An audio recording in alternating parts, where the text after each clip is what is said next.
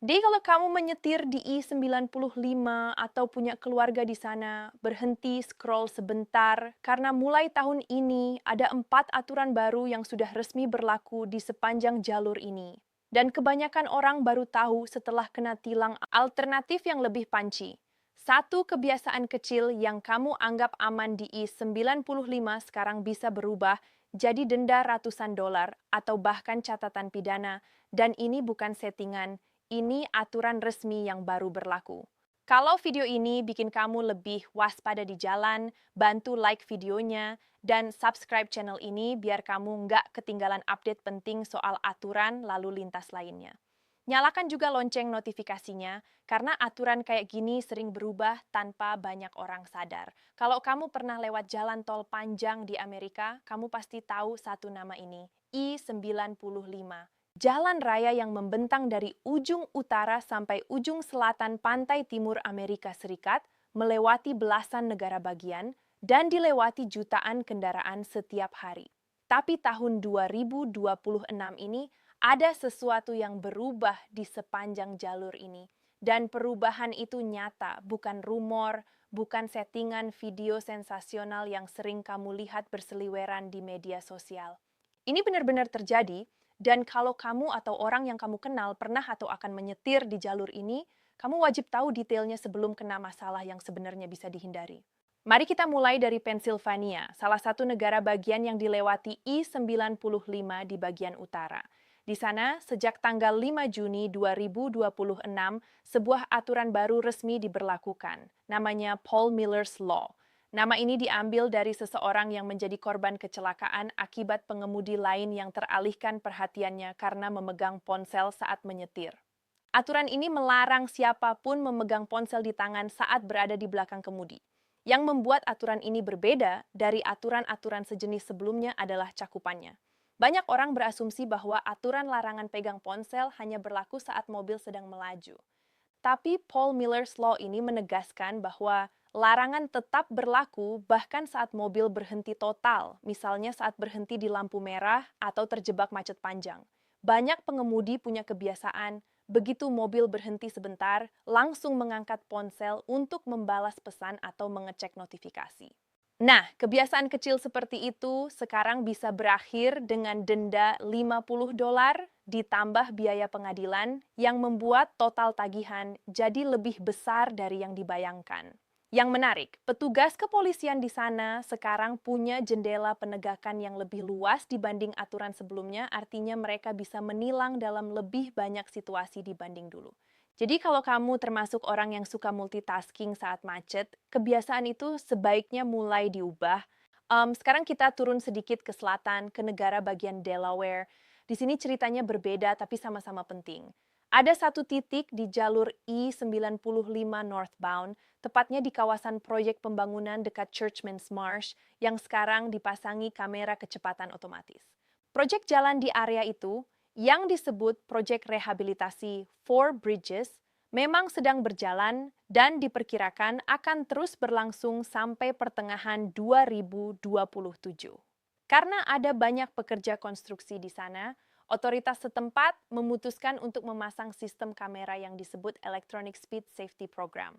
Awalnya, sistem ini diaktifkan dengan masa percobaan selama 21 hari, di mana pengemudi yang melanggar hanya akan mendapat peringatan tanpa denda. Tapi masa percobaan itu sudah berakhir sejak 23 Mei 2026.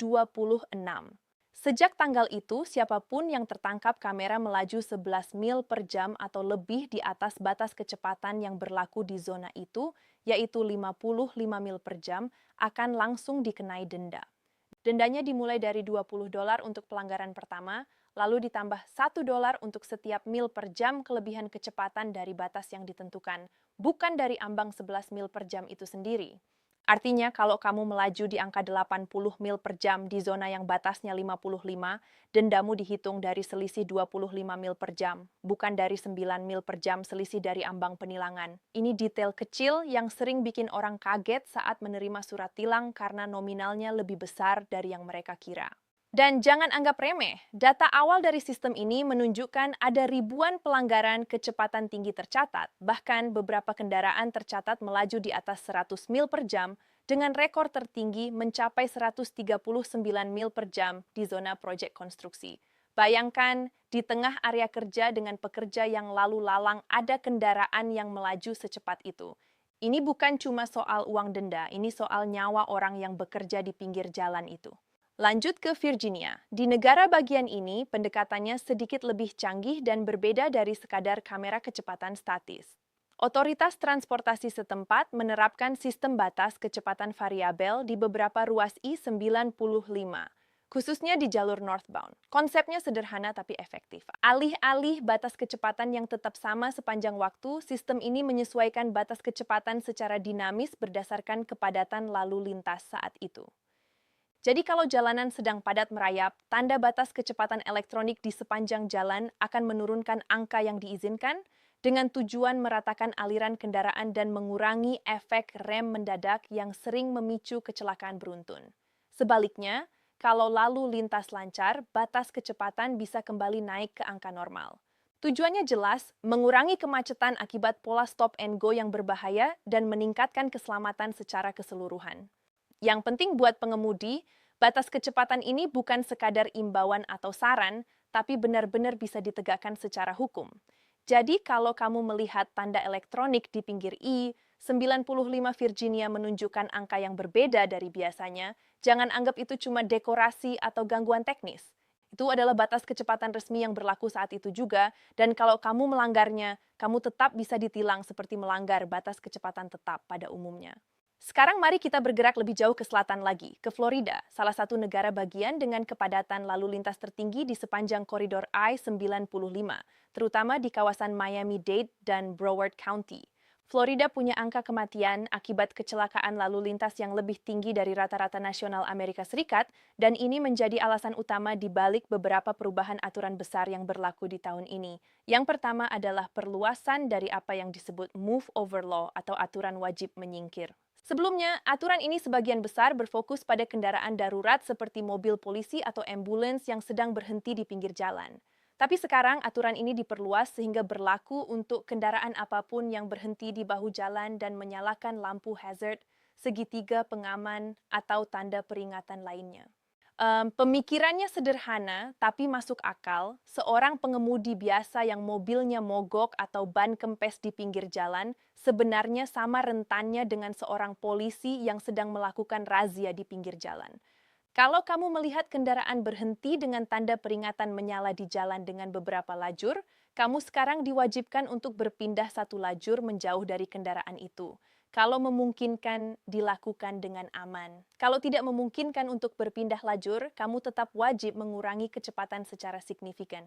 Aturan ini terasa kecil, tapi efeknya besar buat keselamatan orang-orang yang terpaksa berhenti di pinggir jalan tol yang ramai.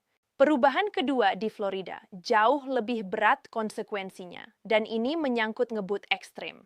Dulu, banyak pelanggaran kecepatan tinggi hanya dianggap sebagai pelanggaran sipil biasa, semacam tilang dengan denda dan poin pada catatan mengemudi.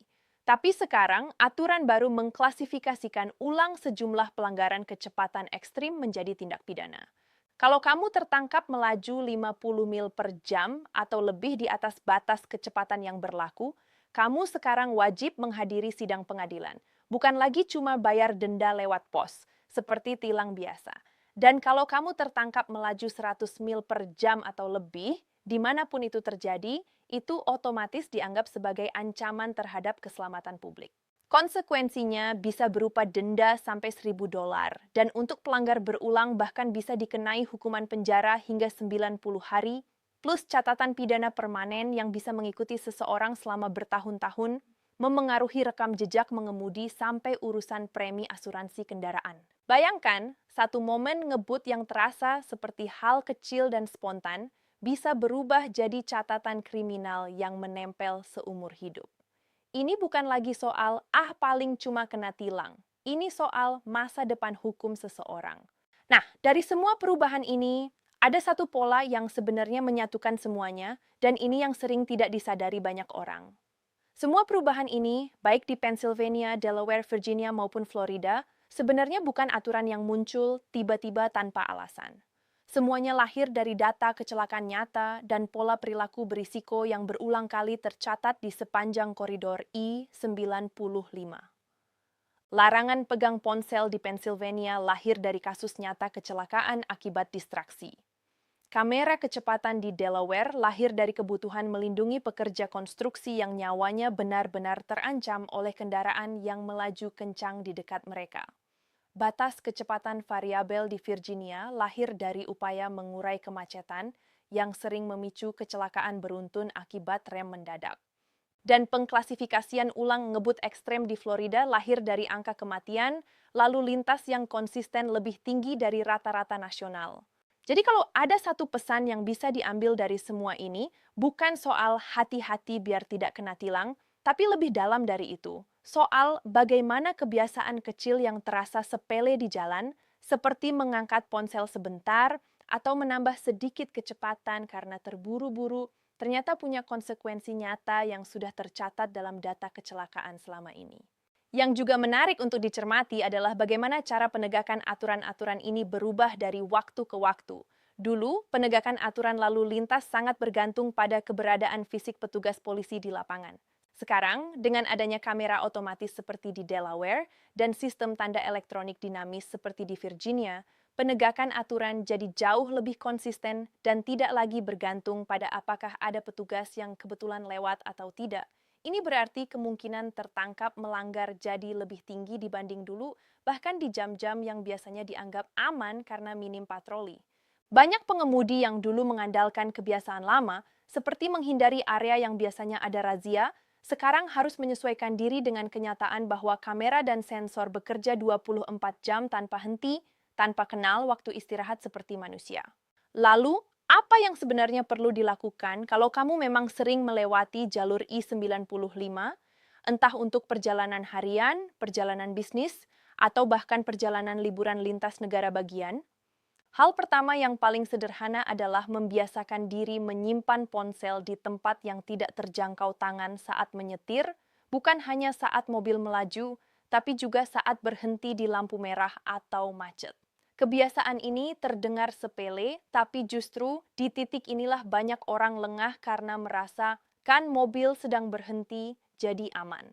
Kedua, kalau kamu tahu akan melewati zona konstruksi, terutama di area yang diketahui memiliki kamera kecepatan aktif seperti di Delaware, sebaiknya benar-benar memperhatikan batas kecepatan yang terpasang, bukan mengandalkan perkiraan kasar. Selisih yang terasa kecil, 11 mil per jam, sebenarnya lebih mudah tercapai dari yang dikira, apalagi kalau sedang terburu-buru atau mengikuti arus kendaraan lain yang melaju cepat.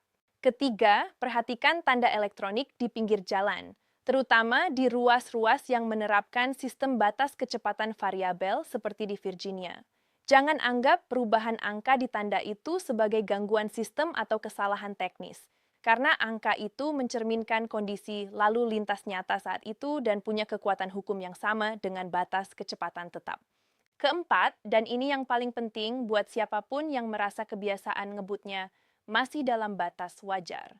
Sadari bahwa di Florida sekarang, batas antara pelanggaran sipil biasa dan tindak pidana sudah bergeser jauh lebih rendah dari yang banyak orang kira. 50 mil per jam di atas batas kecepatan itu sebenarnya bukan angka yang terlalu sulit dicapai di jalan yang sepi dan lurus seperti sebagian ruas I-95, terutama saat malam hari ketika lalu lintas lengang dan dorongan untuk menambah kecepatan jadi lebih besar.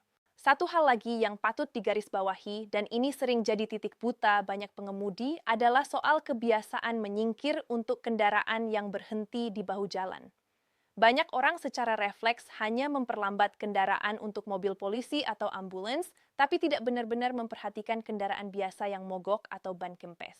Padahal, dengan perluasan aturan move over di Florida, kewajiban untuk menyingkir atau memperlambat kendaraan sekarang berlaku untuk semua kendaraan yang berhenti dengan tanda peringatan menyala, bukan hanya kendaraan dengan lampu sirin. Ini bukan cuma soal menghindari tilang, tapi soal melindungi orang yang sedang dalam kondisi paling rentan di tepi jalan tol yang ramai, di mana kendaraan lain melaju dengan kecepatan tinggi hanya beberapa meter dari mereka. Kalau dirangkum secara garis besar, perubahan-perubahan yang terjadi di sepanjang koridor I-95 sepanjang tahun ini menunjukkan satu arah yang jelas, yaitu penegakan aturan, lalu lintas yang semakin ketat, semakin otomatis, dan semakin tidak memberi ruang untuk alasan saya tidak tahu atau saya kira itu masih aman. Pennsylvania memperketat aturan soal distraksi ponsel sampai ke detail saat berhenti sekalipun. Delaware memasang mata elektronik yang tidak pernah lelah mengawasi zona konstruksi. Virginia membuat batas kecepatan jadi sesuatu yang hidup dan menyesuaikan kondisi nyata di jalan. Dan Florida mengangkat taruhannya jauh lebih tinggi dengan mengubah ngebut ekstrim dari sekadar masalah denda menjadi masalah catatan pidana permanen.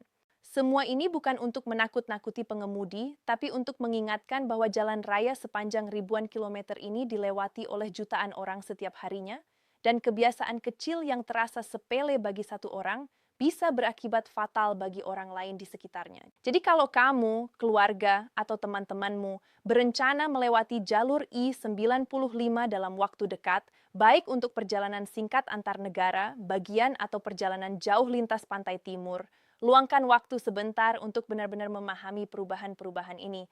Bukan supaya kamu jadi takut menyetir, tapi supaya kamu lebih siap, lebih waspada, dan tahu persis apa yang berubah di jalur yang mungkin sudah sering kamu lewati selama bertahun-tahun tanpa benar-benar memperhatikan detail aturan terbarunya. Karena pada akhirnya, jalan yang sama dengan aturan yang terus berkembang menuntut pengemudi yang juga terus menyesuaikan diri.